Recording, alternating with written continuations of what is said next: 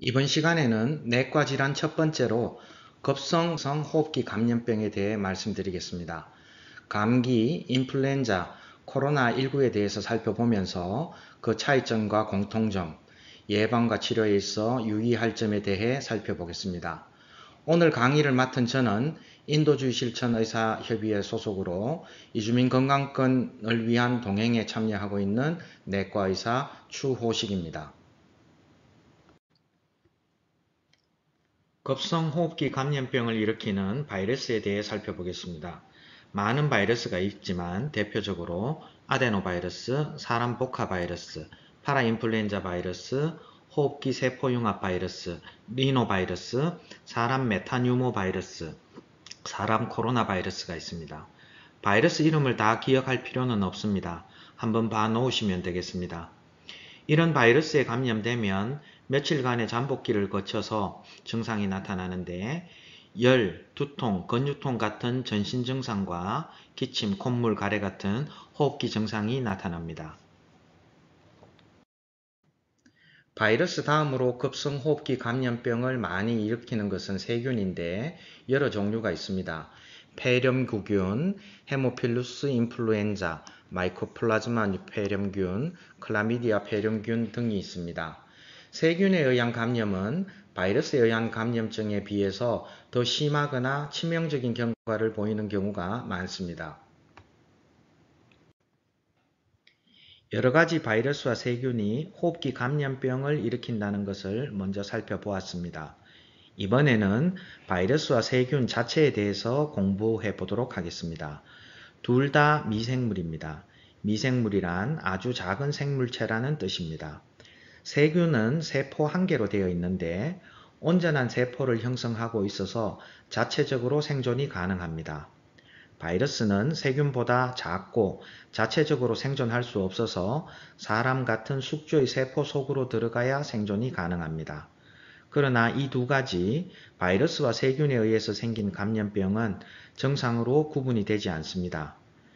병의 경과에 있어서는 약간의 차이를 볼 수 있는데 바이러스에 의한 병은 급성 경과 후 저절로 낫는 경우가 많습니다. 물론 일부 질환은 만성, 즉 지속성 질병이 되기도 합니다. 세균에 의한 질병은 지속적이거나 치명적인 경과를 보이는 경우가 바이러스성 질환보다 더 많습니다. 구체적인 질병 예를 살펴보면 바이러스에 의한 질병으로 감기, 기관지염, 폐렴, 수두, 홍역, HIV 감염, 만성 간염 등이 있고 세균에 의한 질병으로 편도선염, 중이염, 부비동염, 요로감염, 농양, 폐렴, 결핵, 패스트 등이 있습니다. 항생제는 세균을 죽이는 약으로 세균 감염병의 치료에 효과적이며 바이러스 감염병에는 효과가 없습니다. 바이러스를 치료하는 항바이러스제도 있는데 대부분의 바이러스 질환에는 해당이 없습니다. 일부 질환에서만 사용이 되는데 인플루엔자에서 사용되는 타미플루가 있고 타미플루의 효과는 제한적인 편입니다. 반면 HIV 감염이나 C형 간염에 사용되는 바이러스 치료제는 아주 좋은 효과를 보입니다. 이번에는 가장 흔한 바이러스 감염병인 감기에 대해서 살펴보겠습니다. 감기는 급성, 즉 갑자기 발생하는 바이러스 때문에 생기는 상부 호흡기, 기도의 감염병입니다. 급성 비인두염으로 부르기도 합니다. 감기를 일으키는 바이러스는 약 200가지이며 리노바이러스가 가장 많고 다음으로 코로나 바이러스, 인플루엔자 바이러스가 있는데 인플루엔자는 넓은 의미의 급성호흡기 감염 바이러스에 포함시킬 수도 있으나 감기에 포함되지 않는 독립적인 바이러스로 다루는 것이 더 일반적입니다. 그리고 그 외에도 여러 가지 바이러스들이 있습니다. 1년간 발생하는 감기의 평균 횟수는 성인이 년 2에서 4회, 소아가 년 6에서 8회 정도이고 이보다 더 많이 발생하는 경우도 흔히 볼 수 있습니다.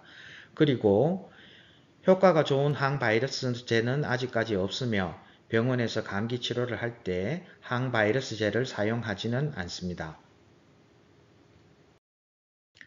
다음으로 인플루엔자에 대해 알아보겠습니다. 전 세계적으로 매년 10억 명 정도가 걸리고 30만 명 이상이 사망하는 질환입니다. 2010년부터 2020년까지 한국의 데이터를 살펴보면 연간 발생률은 0.4에서 6% 정도이며 사망률은 0.03에서 0.08% 정도입니다. 발생은 젊거나 어린 나이에 더 많고 사망은 나이가 많은 경우에 더 많습니다. 특히 80세 이상의 사망률은 1.9에서 2.9%로 아주 높았으며 4세 이하, 5세에서 19세, 20세에서 49세 세 그룹 모두 사망률이 0.01%로 낮았습니다. 인플루엔자의 치료는 증상에 대한 치료인 대증치료가 주치료이고 항바이러스제를 사용하기도 합니다. 인플루엔자에 사용하는 항바이러스제는 타미플루가 대표적인데 2014년 영국에서 발표한 타미플루의 효과를 살펴보면 증상을 빨리 완화시키기는 하지만 사망률을 감소하는 효과는 입증되지 않았습니다. 그리고 합병증과 바이러스 전파 방지에 대한 효과는 제한적이었으며 메스꺼움이나 다른 부작용에 대한 우려도 꽤 있는 것으로 보고되었습니다. 다음으로 코로나19에 대해서 요약해 보겠습니다. 다들 아시겠지만 코로나19의 19는 2019년에 발생했기 때문에 붙여진 이름입니다. 2010년 1월부터 전 세계적으로 대유행해서 2023년 5월 국제적인 공중보건 비상사태가 해제되었는데 그때까지 약 8,700만 명이 확진되었고 690만 명이 사망했습니다. 133억 회의 예방접종을 실시하게 되었습니다. 대부분의 감염자는 가벼운 증상을 보였고 감기약에 해당되는 대증요법으로 치료하였습니다. 만성질환자에서 중증 폐렴이 많이 발생하였는데 항바이러스제를 사용하였고 심한 경우에는 인공호흡 치료를 시행하였습니다. 팍스로비드 등의 항바이러스제는 제한적인 효과를 보였는데 개인의 질병 치료 목적보다는 중증 질환 발생을 조금이라도 줄여서 의료기관 마비를 막는 공적 차원에서 쓰였다고 보는 것이 더 타당합니다. 앞으로도 코로나19의 반복적인 감염이 지속적으로 일어날 것으로 보입니다. 그래도 증상의 정도나 사망률은 점점 낮아질 가능성이 많습니다. 크게 보면 2019년 이후로 감기 바이러스가 한 가지 더 늘어난 것으로 이해해도 될 것 같습니다. 감기에 대해서 궁금해하는 점들을 나열해 보겠습니다. 에어컨이나 선풍기, 차가운 음식이 감기의 원인이 되는지, 과로가 감기의 원인이 되는지, 감기에 걸리면 병원에 꼭 가야 하는지, 감기약이나 주사, 수액치료가 감기를 빨리 낫게 하는지가 대표적인 의문점들일 것입니다. 코로나19 때의 경험이 이러한 의문점 해소에 도움이 될 것 같습니다. 코로나19 때 언론이나 방송에서 늘 들었던 이야기가 있습니다. 코로나를 예방하기 위해서 사람 많은 것을 피하고 손 씻기, 손 소독하기를 잘하고 마스크를 잘 쓰라는 말이었습니다. 그런데 언론이나 방송에서 다음과 같은 말을 들어보신 적이 있나요? 코로나19를 예방하기 위해서 몸을 따뜻하게 유지하세요. 비를 맞지 마세요. 찬물로 머리를 감지 마세요. 과로하지 마세요. 에어컨이나 선풍기를 쓰지 마세요. 한 번도 들어본 적이 없을 겁니다. 그리고 코로나19에 걸리면 자가격리를 할 때가 있었습니다. 7일 격리했는데요. 증상이 가벼운 사람이나 심한 사람이나 감기약이나 팍스로비드를 먹은 사람이나 먹지 않은 사람이나 똑같이 7일 격리했습니다. 병의 기간의 차이가 없다는 뜻입니다. 물론 코로나19와 감기 그리고 인플루엔자까지 다른 바이러스이고 예방이나 치료에 있어서 조금 다른 점이 있을 수 있습니다. 그러나 예방수칙이나 치료의 과정에 있어서 큰 차이가 없어서 코로나19의 경험을 감기나 인플루엔자에 그대로 적용해도 큰 무리가 없을 것 같습니다. 코로나19의 경험을 참고하면서 감기에 대해 조금 더 알아보도록 하겠습니다. 감기의 준파는 주로 손에서 손으로 일어나는데 감염자가 만진 물건을 접촉해도 가능합니다. 일부는 비말이나 공기를 통해서 전파가 되기도 합니다. 감기와 추위의 상관관계는 명확하지 않는데요. 우선 추위가 면역 기능에 영향을 주어서 감기에 잘 걸린다는 견해가 있는데 남극이나 북극 같은 추운 곳에서 감기가 많지 않다는 점은 설명이 되지가 않습니다. 그리고 추위로 인해 실내 생활, 밀집 생활이 많아져서 감기 전파가 늘어난다는 견해도 있습니다.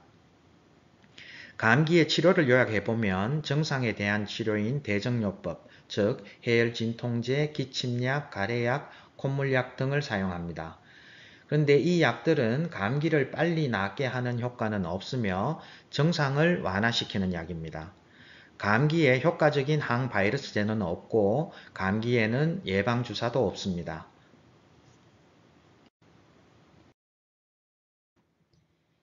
이 슬라이드에서는 감기 증상의 의미와 감기약의 작용에 대해 같이 생각해 보도록 하겠습니다.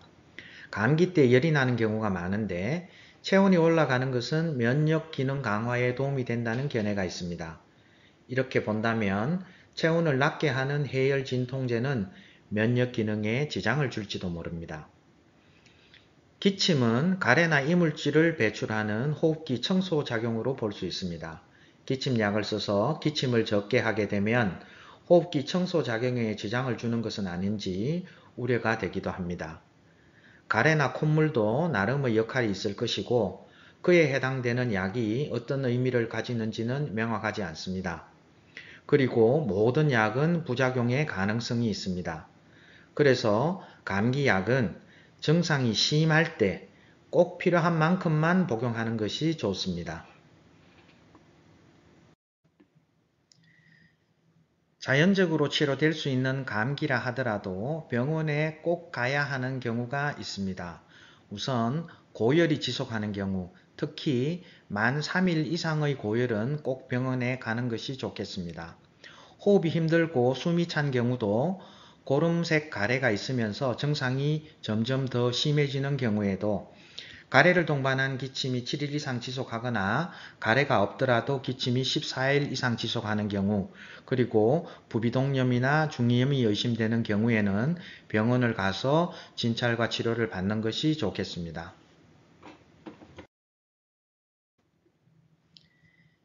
지금까지 살펴본 내용을 요약해 보겠습니다. 감기약은 증상을 완화시켜주지만 감기를 빨리 낫게 하는 치료제는 없습니다. 소아나 노인은 인플루엔자 예방접종을 하는 것이 좋겠습니다. 노인이 인플루엔자가 의심될 때는 진단검사와 치료를 적극적으로 해보는 것이 좋겠습니다. 이상으로 간략하게나마 감기를 중심으로 급성 바이러스성 호흡기 감염병에 대해서 알아보았습니다. 경청해 주셔서 감사합니다.